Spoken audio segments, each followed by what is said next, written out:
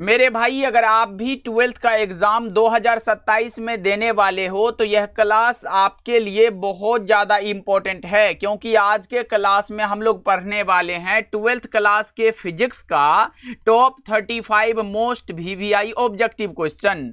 और साथियों, ये सभी प्रश्न आपके परीक्षा के दृष्टिकोण से बहुत ज्यादा इंपॉर्टेंट है। तो आज के क्लास को बिल्कुल ध्यान से देखिएगा और आज के क्लास में दिए जाने वाले सभी प्रश्नों को बहुत ही अच्छे से याद कर लीजिएगा। तो आइए हम लोग क्लास को स्टार्ट करते हैं और आप लोग भी आंसर को लगाते चलिएगा। लास्ट में बताइएगा इस 35 ऑब्जेक्टिव में आपका कितना सही हो पाया है। और अगर आप इसमें से 25 प्रश्न को सही कर लेते हो तो यकीन मान के चलना कि आपकी तैयारी बहुत अच्छी है। देखो, यहां पे प्रश्न आपके सामने आ चुका है मेरे भाई, और बताइएगा पूछा जा रहा है कि निकट दृष्टि दोष निवारण के लिए प्रयुक्त किया जाता है। तो यहां से 4 प्रश्न बनते हैं एग्जाम में। पहले आपसे पूछ सकता है कि निकट दृष्टि दोष का यहां पे दूर जो है किस लेंस के द्वारा होता है। उसके बाद आपसे पूछा जा सकता है दीर्घ दृष्टि दोष के लिए, उसके बाद जरा दृष्टि दोष, और उसके बाद यहां पे पूछ सकता है भैया अबिंदुकता को दूर करने के लिए। तो निकट दृष्टि दोष के निवारण के लिए मेरे भाई अवतल लेंस का यूज होता है, दीर्घ दृष्टि दोष के निवारण के लिए उत्तल लेंस का यूज होता है, जरा दृष्टि दोष के निवारण के लिए बाइफोकल लेंस का यूज होता है, जबकि अबिंदुकता को दूर करने के लिए बेलनाकार लेंस का यूज होता है। ये 4 को आप बहुत अच्छे से याद रखिएगा। एक ऑब्जेक्टिव आपके एग्जाम में यहां से फिक्स हो जाएगा। निकट दृष्टि दोष है इसलिए हम लोग अवतल लेंस को यहां पे टिक करेंगे। करेक्ट आंसर आपका ऑप्शन नंबर सी हो जाएगा। चलिएगा अगला प्रश्न को देखते हैं। यहां पे दूसरा नंबर सवाल आ चुका है और पूछा जा रहा है कि किसी वस्तु का मनुष्य की आंख के रेटिना पर बना प्रतिबिंब होता है। कैसा प्रतिबिंब बनता है मेरे भाई, बताइएगा आप लोग। मनुष्य की आंख के रेटिना पर जो प्रतिबिंब बनता है वो वास्तविक और उल्टा बनता है। ऑप्शन नंबर डी आपका बिल्कुल करेक्ट हो जाएगा। भैया, अगर उल्टा प्रतिबिंब बनता है तो हमें सीधा कैसे दिखाई देता है? तो मेरे भाई, ये मस्तिष्क जो है ना, इसे सीधा करके हम लोगों को दिखाता है वस्तुओं को। तो याद रखिएगा ऑप्शन नंबर डी आपका करेक्ट हो जाएगा। पूछ देगा किसी वस्तु का प्रतिबिंब मनुष्य की आंख के किस भाग पर बनता है, तो ये याद रखिएगा रेटिना पर बनता है मेरे भाई। चलिएगा आगे बढ़ते हैं। तीसरा नंबर सवाल आपके सामने आ चुका है और आपसे क्या पूछा जा रहा है कि यौगिक सूक्ष्मदर्शी की नली की लंबाई बढ़ाई जाती है तब उसकी आवर्धन क्षमता क्या होगी। यहां पे आवर्धन क्षमता के लिए क्या पढ़े हो? तो आवर्धन क्षमता यानी कि भैया m बराबर क्या पढ़े हो, -l/f। यहां पे f ही होता है ना भैया, तो ये बात याद रखिएगा। -l/f हो प्लस में 1 + d/f। ये इंपॉर्टेंट है, परीक्षा में आया हुआ है मेरे भाई, इसे जरूर याद रखिएगा। और इसकी आवर्धन क्षमता सीधे रूप से बढ़ जाती है। ऑप्शन नंबर ए बिल्कुल करेक्ट हो जाएगा। इस फॉर्मूला को आप याद रखिएगा। चलिएगा आगे प्रश्नों को देखते हैं। चौथा नंबर सवाल आ चुका है। खगोलीय दूरदर्शी में अंतिम प्रतिबिंब होता है आभासी व उल्टा होता है। आभासी और उल्टा प्रतिबिंब बनेगा। सही जवाब आपका डी हो जाएगा। मेरे प्यारे भाई, एक बार क्लास को लाइक कर लीजिएगा और अगर पहली बार जुड़े हो तो प्लीज सब्सक्राइब कर लीजिएगा, क्योंकि इसी चैनल पे आपको डेली क्लास देखने को मिलता है शाम के 7 बजे और शाम के 8 बजे। चलिएगा यहां पे प्रश्न 5वां नंबर सवाल क्या है। सामान्य समायोजन में खगोलीय दूरदर्शक नली की लंबाई क्या होती है? FO + F ही करेक्ट आंसर आपका डी हो जाएगा। चलिएगा 6 नंबर सवाल को देखते हैं। प्रश्न आपके सामने आ चुका है और यहां पे थोड़ा सा समझाना है कि निम्नलिखित में कौन सा उपकरण विद्युत चुंबकीय प्रेरण के सिद्धांत पर कार्य करता है। पहले आप याद रख लो, विद्युत चुंबकीय प्रेरण की खोजकर्ता अगर आपसे पूछेगा तो खोज हुआ था 1831 ईस्वी में। किसने किया था? तो माइकल फैराडे साहब ने किया था। ये बात अगर आप याद रख लेते हो तो ये जो आधारित है ये जनरेटर पर आधारित होगा। इसे आप डायनेमो भी कहते हो मेरे भाई, डायनेमो याद रखिएगा। जो कि डायनेमो जो है ना, ये यांत्रिक ऊर्जा को क्या करता है? यांत्रिक ऊर्जा को विद्युत ऊर्जा में बदल देता है। किस में बदलता है? यहां पे याद रखिएगा विद्युत ऊर्जा में बदल देता है। लेकिन अगर एक बात याद रख लो, अगर मेरे प्यारे भाई विद्युत से अगर यांत्रिक ऊर्जा बनेगा चलेगा तो ये क्या कहलाएगा, मोटर कहलाएगा। क्या कहलाएगा, मोटर कहलाएगा। और अगर देखो विद्युत से यांत्रिक मोटर होगा, यांत्रिक से विद्युत यहाँ पे जनरेटर या डायनेमो हो जाएगा। और ये बात याद रखना है आपको, सही जवाब आपका ऑप्शन नंबर सी हो जाएगा। बस ये इंपॉर्टेंट बात है, आपको याद रख के चलना है। आइएगा 7 नंबर सवाल को देखते हैं। जितना मैं अलग से बताऊं ना मेरे भाई, रटते हुए चलो आप लोग। और एक इंपॉर्टेंट बात आपके लिए ये है, अगर आप हमारे द्वारा तैयार 199 वाला इंपॉर्टेंट क्वेश्चन का नोट्स नहीं लिए हो तो उसे जरूर परचेज कर लीजिएगा, क्योंकि मेरे भाई आपको उसमें ऑब्जेक्टिव और सब्जेक्टिव सिर्फ इंपॉर्टेंट क्वेश्चन मिलेगा, उसमें ज्यादा क्वेश्चन नहीं दिया जाएगा।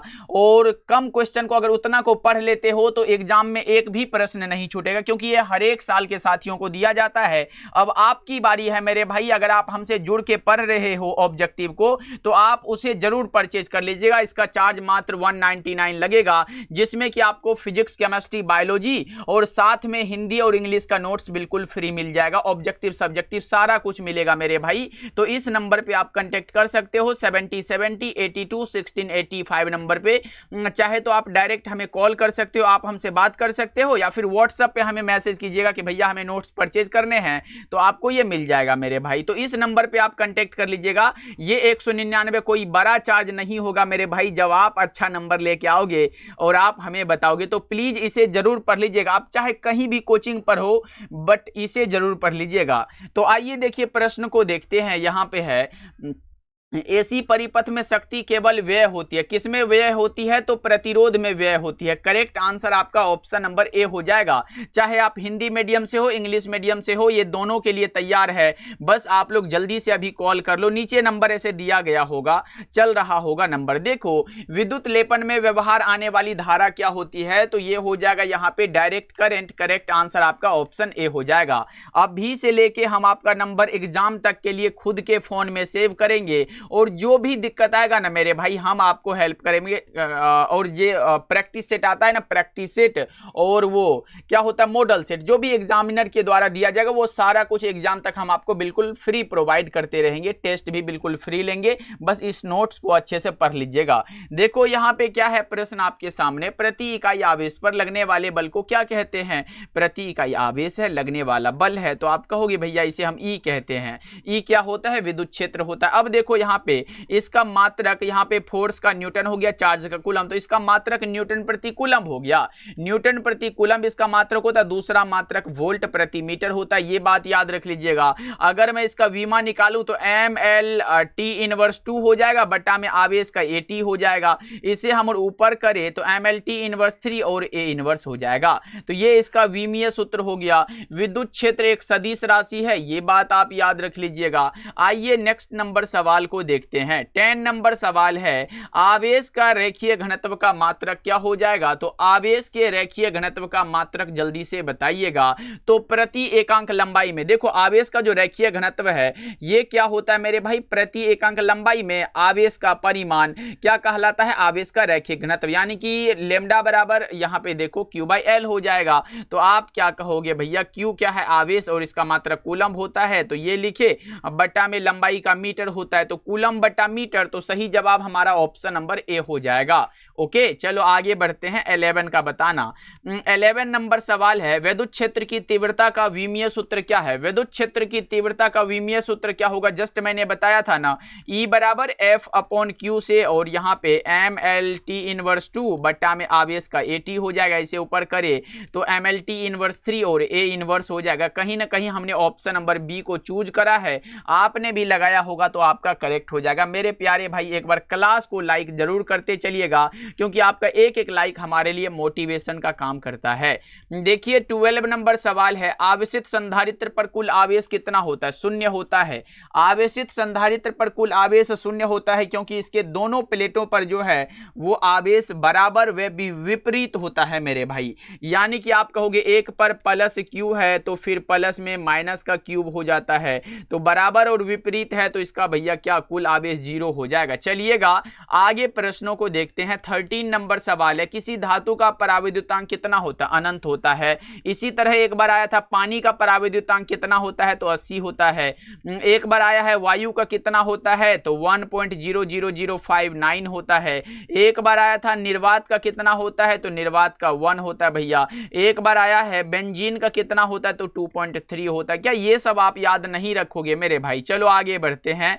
अगला क्या बताइएगा, निम्नलिखित में से धारिता का मात्रक कौन सा है? धारिता का मात्रक क्या होगा? धारिता का मात्रक फैराड होता है। क्या होता है? फैराड होता है। लेकिन भैया यहां तो फैराड ही नहीं है। अब आप क्या करोगे? तो आओ इधर, C बराबर हमने क्या पढ़ा है? Q/V होता है। अगर धारिता का मात्रक भैया ने बताया फैराड होता है तो एक फैराड बराबर क्या होगा? चार्ज का मात्रक कूलम होता है और बट्टा में वोल्ट हो जाएगा, तो 1 कूलम प्रति वोल्ट हो जाएगा। एक फैराड बराबर, इसको हम ऊपर करें तो 1 कूलम प्रति वोल्ट हो जाएगा। तो याद रखो, अगर 1 फैराड बराबर 1 कूलम पर वोल्ट होता है तो आप कहोगे भैया धारिता का मात्रक भी फैराड है, तो धारिता के बराबर कूलम पर वोल्ट हुआ। तो सही जवाब आपका ऑप्शन नंबर डी लगा दो। यहां पे तो बिल्कुल करेक्ट है। अब समझ में आ गया ना? इंपॉर्टेंट बात है, परीक्षा में आया हुआ प्रश्न है। चलो आगे बढ़ते हैं। यहां पे 15 नंबर सवाल क्या पूछ रहा है आपसे? एक अल्फा कण को दूसरे अल्फा कण की ओर ले जाने पर निकाय की स्थितिज ऊर्जा बढ़ जाती है।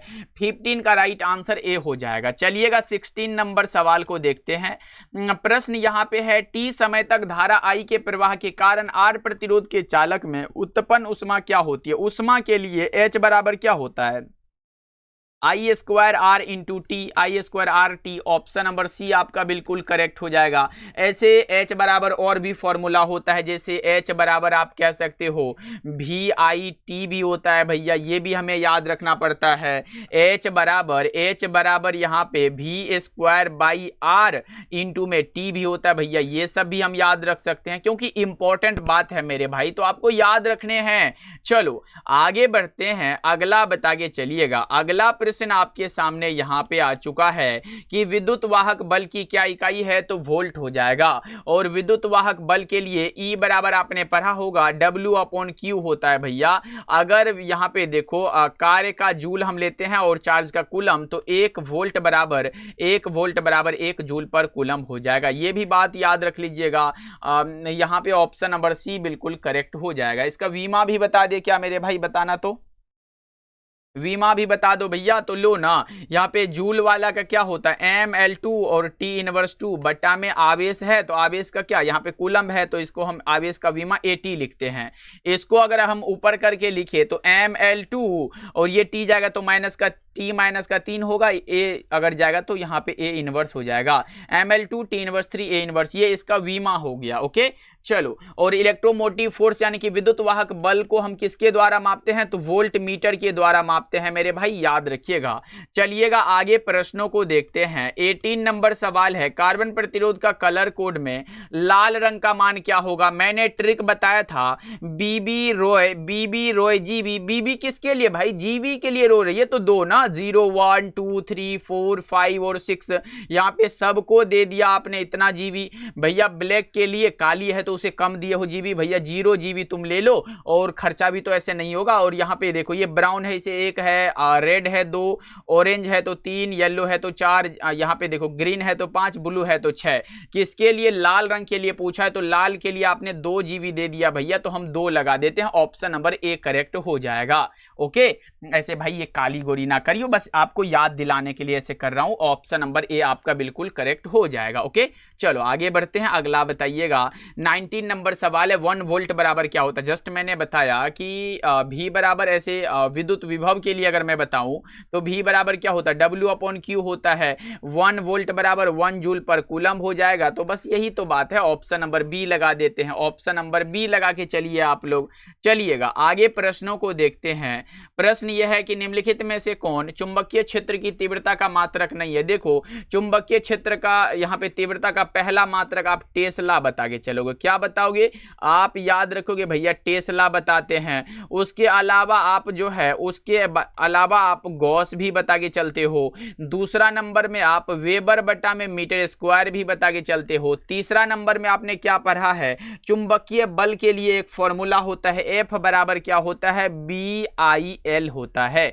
अब देखो हमें B निकालना है तो B बराबर क्या होगा, B बराबर F/IL हो जाएगा, I इंटू L।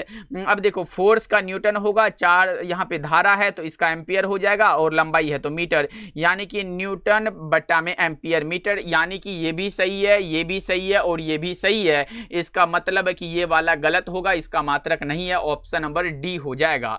चलिएगा नेक्स्ट नंबर सवाल को देखते हैं। निम्न में कौन सा नियम है जो ऊर्जा संरक्षण के सिद्धांत पर आधारित है, तो लेंज का नियम ऊर्जा संरक्षण के सिद्धांत का पालन करता है। आइएगा मेरे भाई 22 नंबर सवाल है। आदर्श एमीटर में होता है, एक आदर्श एमीटर में शून्य प्रतिरोध होता। अगर सिर्फ एमीटर होता, क्या मेरे भाई, अगर सिर्फ एमीटर होता तो इसका प्रतिरोध बहुत कम होता है। क्या होता है, बहुत कम होता है। आदर्श लगा इसलिए शून्य प्रतिरोध हो गया। ओके चलो आगे बढ़ते हैं। 23 नंबर सवाल है। जब किसी एमीटर को शंट किया जाता है तो इसकी माप सीमा सीधे रूप से बढ़ जाती है। और अगर पूछता जब किसी एमीटर को शंट किया जाता है तो इसका प्रतिरोध क्या होगा, इसका प्रतिरोध मेरे भाई सीधे रूप से क्या होता है, घटता है। ये बात आप याद रखिएगा। चलिएगा नेक्स्ट नंबर सवाल यहाँ पे आ चुका है कि चल कुंडली गैल्वेनोमीटर में प्राप्त धारा का मान समानुपाती I समानुपाती थीटा है, मतलब विक्षेप के समानुपाती हो जाएगा। चलिएगा अगला प्रश्न आपके सामने आ चुका है मेरे भाई। एक गैल्वेनोमीटर को एमीटर में बदलने में जोड़ा जाता है। एक गैल्वेनोमीटर है मेरे भाई, जल्दी से बता दो क्या हो जाएगा, तो समांतर क्रम में निम्न प्रतिरोध में जोड़ते हैं। करेक्ट आंसर ए हो जाएगा। चलो 26 नंबर सवाल आ चुका है कि स्वप्रेरकत्व का मात्रक क्या हो जाएगा, तो हेनरी होता है। स्वप्रेरकत्व का मात्रक हेनरी होता है। 1 हेनरी बराबर 10⁻³ मिली हेनरी होता है। तो ये बात भी आपके दिमाग में फिट हो जाना चाहिए। चलो आगे बढ़ते हैं, अगला प्रश्न का जवाब बताइएगा। चौक कुंडली किस सिद्धांत पर कार्य करती है। चौक कुंडली अन्योन्य प्रेरण के सिद्धांत पर कार्य करती है। 28 नंबर सवाल यहाँ पे पूछा जा रहा है, निम्नलिखित में किसका अपवर्तनांक सबसे अधिक होगा। हीरा का अपवर्तनांक सबसे अधिक होगा, कितना, तो 2.42 होगा। 24.41 डिग्री इसका क्रांतिक कोण होगा, याद रखिएगा आप लोग। चलिएगा नेक्स्ट नंबर सवाल आपके सामने ये रहा। किसी प्रिज्म पर एक वर्णी प्रकाश के आपतित होने पर निम्न में कौन सी घटना होती है। कौन सी घटना मेरे भाई, विचलन होती है। सही जवाब आपका बी हो जाएगा। चलो आगे बढ़ते हैं, अगला प्रश्न है। कांच से हवा में प्रवेश करते समय किस प्रकाश का क्रांतिक कोण सबसे कम होता है। सबसे कम तो बैगनी के लिए होगा ना, ऑप्शन नंबर डी करेक्ट हो जाएगा। चलो 31 नंबर सवाल है। प्रकाश वर्ष का मान बराबर क्या होता है। प्रकाश वर्ष क्या है, तो एक वर्ष में मेरे भाई, क्या याद रखना, एक वर्ष में प्रकाश के द्वारा, किसके द्वारा, प्रकाश के द्वारा किसमें तय की गई दूरी, तो निर्वात में तय की गई दूरी, ये क्या कहलाती है, प्रकाश वर्ष। क्या कहलाती है, प्रकाश यहाँ पे वर्ष कहलाती है। बस ये याद रखना, इसका मान 9.46 × 10⁻15 होता है। ये बात आपको याद रखना है। चलिएगा आगे प्रश्नों को देखते हैं। यहाँ पे प्रश्न है, किसी भी यहाँ पे किसी भी प्रिज्म की वर्ण विक्षेपण क्षमता निर्भर करती है प्रिज्म के पदार्थ की प्रकृति पर। ऑप्शन नंबर बी करेक्ट हो जाएगा। प्यारे साथी क्लास को लाइक जरूर करते चलो आप लोग, क्योंकि भूल जाते हो जितने साथी जुड़े हुए हो। देखो वस्तु से बड़ा प्रतिबिंब और आभासी प्रतिबिंब किससे बनेगा, तो अवतल दर्पण से बनेगा। 33 का ए करेक्ट हो जाएगा। 34 नंबर सवाल का जवाब बताओ। फोटोन का विराम द्रव्यमान कितना होता है, तो 0 होता है। फोटोन का विराम द्रव्यमान 0 होता है भैया, ऑप्शन नंबर ए लगा दो। यहाँ पे 34 का ए लगाइएगा। ऐसे जो है ना फोटोन मेरे भाई प्रकाश का सबसे छोटा कण है और प्रकाश के वेग से ये चलता है। अच्छा प्रकाश का वेग कितना है, 3 × 10⁸ मीटर/सेकंड होता है, ये प्रकाश का वेग है। चलो आगे बढ़ते हैं। ऐसे आपने इसके लिए भी पढ़ा होगा, E बराबर भैया hν होता है, E बराबर hc/λ होता है। ये भी यहाँ पे फोटोन के लिए सही बात है, तो ये भी बात आप याद रखोगे। चलिएगा यहाँ पे अगला प्रश्न है। इलेक्ट्रॉन वोल्ट इकाई होती है। इलेक्ट्रॉन वोल्ट के द्वारा ऊर्जा को मापते हैं। डी ऑप्शन करेक्ट हो जाएगा। 1 इलेक्ट्रॉन वोल्ट बराबर यहाँ पे 1.602 × 10⁻⁻19 जूल होता है। लेकिन अगर 1 किलोवाट घंटा पूछेगा तो 3.6 गुना 10⁻6 जूल होता है। ये बात आप याद रखिएगा मेरे भाई। तो आज के क्लास में हमने 35 क्वेश्चन को कवर किया। आप हमें कमेंट करके बताइएगा आपका स्कोर क्या रहा, और मेरे प्यारे प्यारे भाई क्लास कैसा लगा ये भी कमेंट करिएगा। और अगर वो नोट्स परचेज करना है तो फिर नीचे दिए गए नंबर पर एक बार कॉल कर लीजिएगा या तो मैसेज कर लीजिएगा, बस आपको मिल जाएगा मेरे भाई। और इसे जरूर पढ़िएगा, सिर्फ इंपॉर्टेंट क्वेश्चन मिलेगा, मानो तो बहुत कम क्वेश्चन इसमें दिया जाएगा। ओके, मिलते हैं अगले क्लास में।